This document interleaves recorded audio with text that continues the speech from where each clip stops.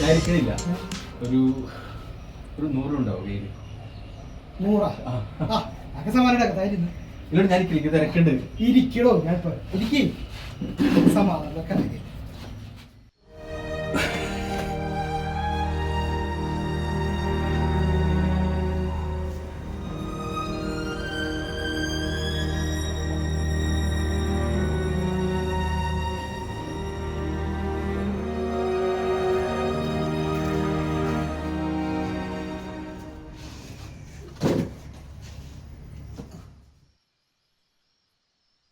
ഇത് കൂടുതലുണ്ടല്ലോ. വെച്ചോടോ. പിന്നെ ഐദ്രോസേ, എന്തൊക്കെയുണ്ട് വിശേഷം? തന്നെ ഇങ്ങോട്ട് കാണാനില്ലല്ലോ. മക്കളുടെ വീട്ടിലായിരിക്കും അല്ലേ? ആടോ, ഞാനേ കുറച്ച് ദിവസം മൂത്ത മോൻ്റെ വീട്ടിലായിരുന്നു. അവിടെ ചെന്നപ്പോ പെട്ടെന്ന് വരാൻ പറ്റിയില്ല. അതിന്റെ കാര്യം. വേറെ എന്താണ് വിശേഷമൊക്കെ? മക്കളാങ്ങളാ. ഹലോ. അച്ചാച്ചനക്കൊന്നും വേണ്ട മക്കളെ, വേണ്ട.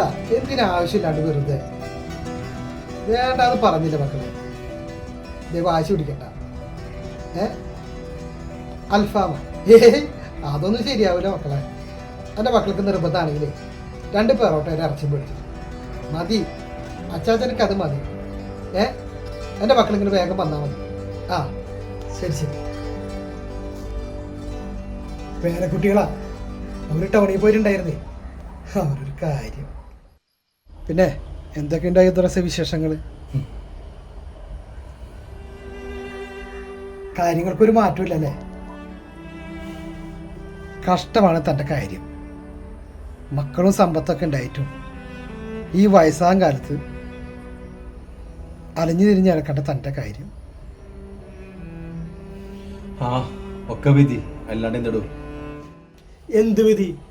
ഒക്കെ താൻ തന്നെ വരുത്തി വെച്ചല്ലേ. വേണ്ട, ഞാനൊന്നും പറയണില്ല. പറഞ്ഞാലേ വിഷമം കൂടുതലാണ്ട്. വേണ്ട. ഇനി കൂടാനൊന്നുമില്ലടോ. ശരിയാണ് താൻ പറഞ്ഞത്. എല്ലാം ഞാൻ തന്നെ വരുത്തി വെച്ചതാ. 18ാമത്തെ വയസ്സിൽ ഉദ്ധരിക്കാൻ തുടങ്ങിയതാ ഞാൻ. നാട്ടിലും ഗൾഫിൽ നിന്നൊക്കെ ആയിട്ട് കണ്ടമാരെ ഞാൻ ഉണ്ടാക്കി. ഒക്കെ ഉണ്ടാക്കിയത് ചോരനീരാക്കിയിട്ട് തന്നെയാണ്. മക്കളെ നല്ല രീതിയിൽ വളർത്തി, നല്ല വിദ്യാഭ്യാസം കൊടുത്തു, അവരെ നല്ലൊരു നിലക്ക് കരപ്പറ്റിക്കുകയും ചെയ്തു. എൻ്റെ ബാധ്യതകളും കുടുക്കളൊക്കെ അവസാനിപ്പിച്ചു. അവരുടെ സ്നേഹവും കരുതലൊക്കെ കണ്ടപ്പോൾ ഞാൻ തെല്ലൊന്ന് അഹങ്കരിച്ചിടൂ. ഈ ലോകത്തെ ഏറ്റവും വലിയ ഭാഗ്യവാൻ ഞാനാണെന്ന്. എൻ്റെ മടിക്കുത്തിലുള്ളത് മുഴുവനും മക്കൾക്ക് വേണ്ടി എഴുതി കൊടുത്തപ്പോൾ അവളെന്നോട് പറഞ്ഞതാ, കിടക്കുന്ന വീഡിയോ ഒഴിച്ച് എഴുതി കൊടുത്താൽ പോരെയെന്ന്. ഞാൻ കേട്ടില്ല. അതിലെങ്കിലും അങ്ങനെ തന്നെയാ. അവളുടെ ഒരു വാക്ക് ഞാൻ പണ്ടേ കേൾക്കാറില്ല. ഞാനൊരു ഭർത്താവല്ലേ, സമ്മതിക്കില്ലല്ലോ. അവള് പോയപ്പോഴാടോ ഒരു കാര്യം എനിക്ക് ബോധ്യമായത്. അവള് എന്റെ ചങ്കം പറിച്ചുകൊണ്ട് പോയത്. അവളായിരുന്നു ശരി.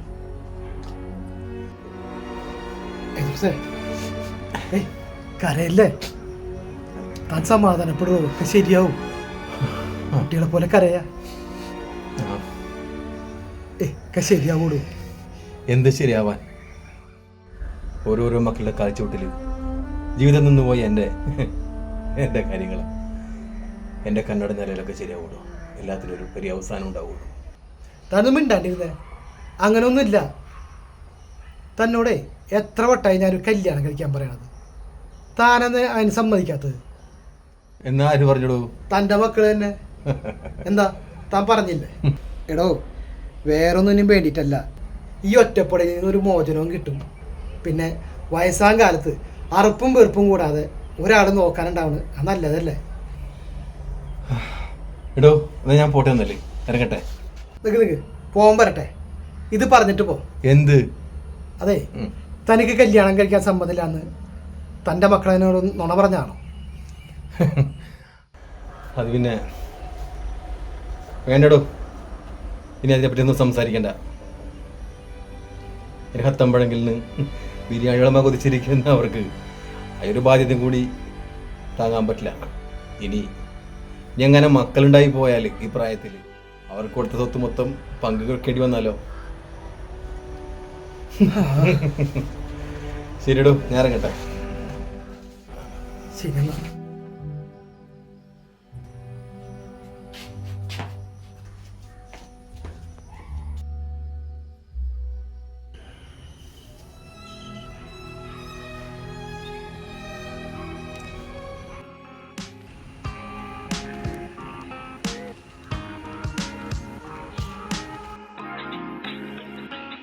ആ ജാഫറെ, ആ, ഞാൻ നിന്നെ കാണാൻ വീട്ടിലേക്ക് വരാനിരിക്കായിരുന്നു.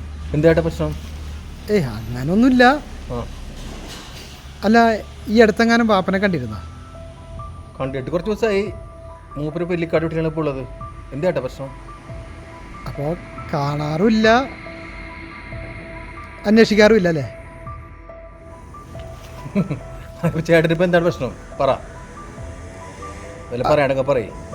അല്ല, കഴിഞ്ഞ ദിവസം ഞാൻ കണ്ടപ്പോഴേ ആ, ഒരു പരാതിയും കൊണ്ട് നടക്കണ്ടായിരുന്നു. പരാതിയാ? എന്ത് പരാതി? ആ പരാതികളുടെ കോപ്പികളൊക്കെ കയ്യിലുണ്ടായിരുന്നു.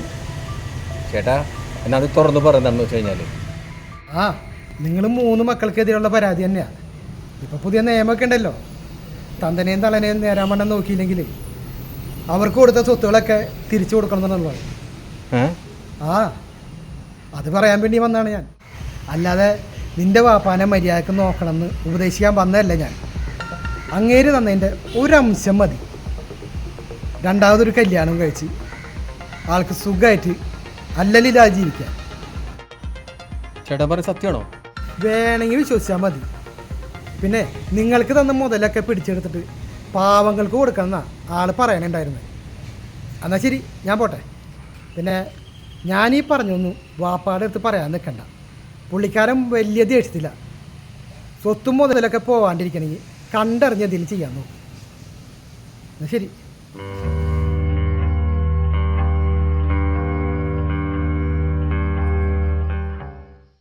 എടോ, എനിക്ക് വിശ്വസിക്കാൻ പറ്റണില്ല എന്ന്. അവരാകെ മാറിപ്പോയി. ഇപ്പം എന്തൊരു സ്നേഹവും ബഹുമാനമൊക്കെ ഉണ്ടോ?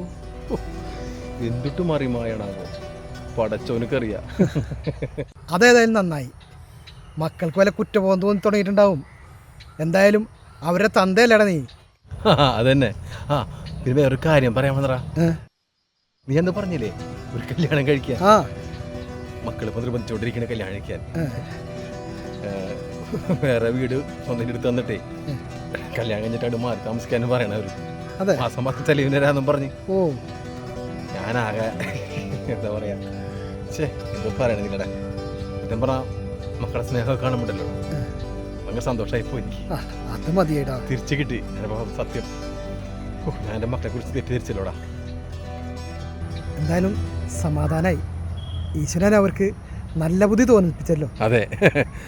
ആ, വാ നടക്കടാ.